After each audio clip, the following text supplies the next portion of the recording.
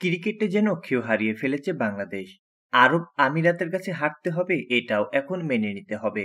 আগের ম্যাচেই এমন পরিস্থিতিতে পড়ে গিয়েছিল বাংলাদেশ। প্রথম টি-টোয়েন্টিতে শেষ রক্ষা হলেও দ্বিতীয় ম্যাচে তা হলো না। সংযুক্ত আরব আমিরাতের কাছে হেরেই বসল লিটন দাসের দল। বাংলাদেশের দেওয়া ২০৬ রানের বিশাল লক্ষ্য নানা চড়াই উতরাইয়ের পর আরব আমিরাত টপকে গেছে ১ বল আর ২ উইকেট হাতে রেখে।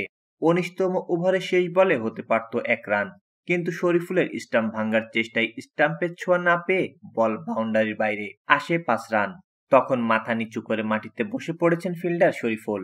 ম্যাচটা কি হাতছাড়া হয়েই গেল? এই ফিল্ডিং ব্যর্থতার পর শেষ ৬ বলে আমিরাতের দরকার ছিল ১২ রান।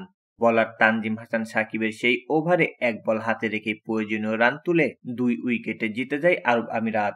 টসে হেরে বাংলাদেশ ব্যাট করতে নামে, তবে শুরু থেকেই সফরকারীরা ছিল আক্রমণাত্মক।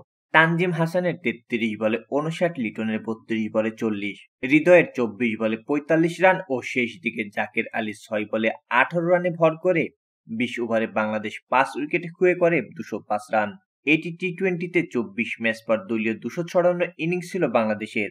আমিরাতের জাওয়াদ উল্লাহ ৪৫ রানে নেন ৩ উইকেট, অভিষিক্ত সাকিব পান ২ উইকেট। জবাবে শুরু থেকে দাপট দেখায় আমিরাত। ওয়াসিম ও জুহাইবের উদ্বোধনী জুটিতে আসে ১০৭ রান। ওয়াসিম করেন ৫২ বলে ৮২ রান। মাঝে কয়েকটি গুরুত্বপূর্ণ ক্যাচ মিস করে বাংলাদেশ, তবে এ জুটি ভাঙতে বিপাকে পড়ে স্বাগতিকরা। নিয়মিত বিরতিতে উইকেট খুঁয়ে খাদের কিনারেও চলে যায়। এক পর্যায়ে ১১ বলে প্রয়োজন ছিল ২৯ রান, সেখান থেকে ম্যাচে ফেরে আমিরাত। শেষ ওভারে প্রয়োজন ছিল ১২ রান, সেখানে তানজিমের একটি ওয়াইড ও একটি নো বল ম্যাচ ঘুরিয়ে দেয়। শেষ পর্যন্ত হায়দার আলীর ২ রানে ম্যাচ জিতে নেয় আমিরাত। ম্যাচে বাংলাদেশের বোলিং ছিল অনিয়ন্ত্রিত। ডট বলের অভাব, ক্যাচ মিস ও গুরুত্বপূর্ণ সময়ে অতিরিক্ত রান দিয়েই হারকে ডেকে আনে তারা। শরীফুল পান ২ উইকেট, রিশাদ ও তানভীর একটি করে। এই হারের ফলে সিরিজে সমতা ফেরে। সিরিজের তৃতীয় শেষ ম্যাচ অনুষ্ঠিত হবে আগামীকাল একই ভেন্যু শারজাতে।